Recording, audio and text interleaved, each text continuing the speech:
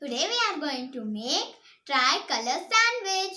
For that, we need bread, mayonnaise.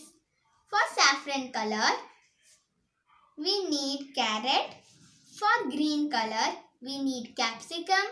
For white color, we need cheese. First, we will take bread and spread mayonnaise on the bread.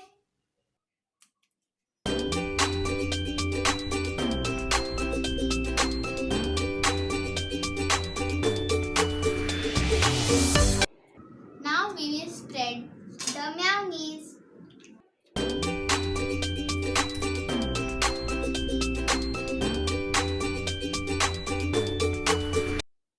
On top, we spread carrot.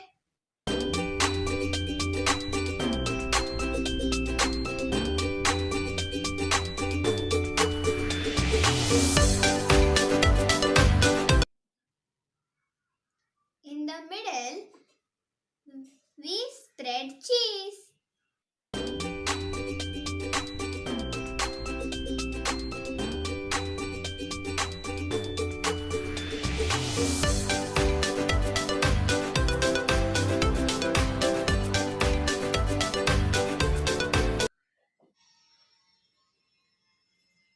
At the bottom, we spread capsicum.